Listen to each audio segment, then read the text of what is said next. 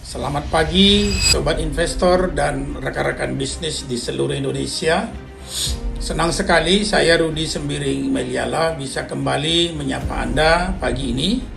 Saya ingin mengajak Anda untuk terbang ke arah timur, bukan ke Bali, tapi sedikit bergeser ke gerbang naga, gerbang komodo kita, yaitu Labuan Bajo.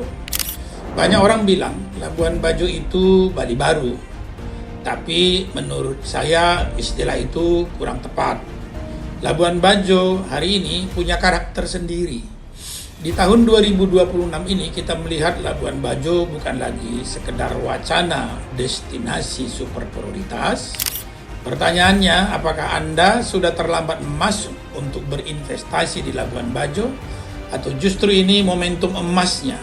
Mari kita lihat. Pertama, mari kita bicara tentang kondisi Labuan Bajo hari ini. Jika kita lihat perkembangan infrastruktur pasca KTT ASEAN beberapa tahun yang lalu, wajah Labuan Bajo kini sudah berubah total. Jalanan mulus, waterfront city kelas dunia, dan bandara internasional yang semakin sibuk. Tapi apa artinya ini bagi investasi di Labuan Bajo? Di tahun 2026 ini, suplai kamar hotel bintang 5 memang sudah banyak, tapi perhatikan celahnya. Akomodasi menengah dan komersial area. Wisatawan yang datang ke Labuan Bajo sekarang bukan hanya para CEO yang naik jet pribadi. Gen Z, digital nomad, dan keluarga muda mulai membanjiri Labuan Bajo. Mereka butuh villa-villa butik yang instagramable, homestay yang modern, atau tempat nongkrong yang harganya masuk di akal, bukan dengan harga tinggi seperti di Bintang 5. Disinilah peluangnya. Tanah di area premium memang sudah mahal, tapi area second layer yang masih punya view laut, tapi harganya masih 1/5 dari harga main road, itu masih ada, gitu ya. Nah, itu adalah tambang emas yang belum banyak digali.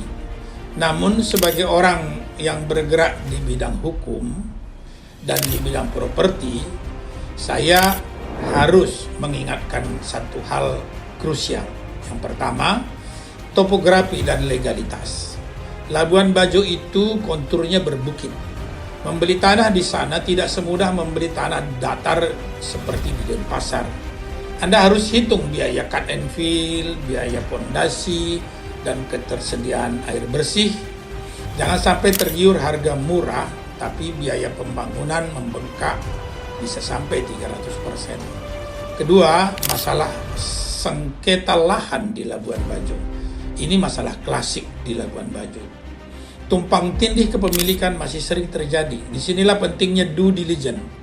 Pastikan Anda tidak hanya membeli pemandangan, tapi membeli kepastian hukum. Cek sertifikatnya, cek zonasi tata ruangnya, apakah itu zona hijau atau zona pariwisata. Jangan ambil risiko, gunakan konsultan atau partner lokal yang mengerti peta konflik di Labuan Bajo dan peta adat masyarakat di sana. Selain hunian, saya melihat ada satu peluang unik yang jarang dibahas, yaitu properti pendukung wisata bahari. Labuan Bajo itu adalah tentang wisata laut. Kapal pinisi butuh base, butuh logistik, butuh laundry, seperti yang di-provide Excellent Laundry di Labuan Bajo, butuh catering. Membangun properti komersial yang melayani kebutuhan operasional wisata laut ini, cash flow-nya sangat kencang dan stabil. Tidak selalu tergantung dengan musiman. Ingat, Labuan Bajo adalah pintu masuk ke Taman Nasional Komodo. Selama Komodo masih ada di sana, turis dunia akan terus datang, bahkan turis dalam negeri juga. Ini adalah aset monopoli alam yang tidak dimiliki oleh daerah lain. Jadi kesimpulannya, Labuan Bajo di tahun 2026 ini masih sangat terbuka untuk investor yang jeli. Jangan hanya ikut-ikutan beli tanah lalu didiamkan. Bangunlah sesuatu yang memberi nilai tambah. Jika Anda tertarik berdiskusi lebih dalam tentang investasi di Labuan Bajo, land banking atau pengembangan villa di Labuan Bajo, atau bahkan Sumba, pintu diskusi selalu terbuka. Saya Rudi Sembiring Meliala. Sekali lagi ingat, investasi properti terbaik adalah investasi yang disertai pengetahuan dan legalitas yang jelas. Selamat beraktivitas dan salam sukses dari Labuan Bajo.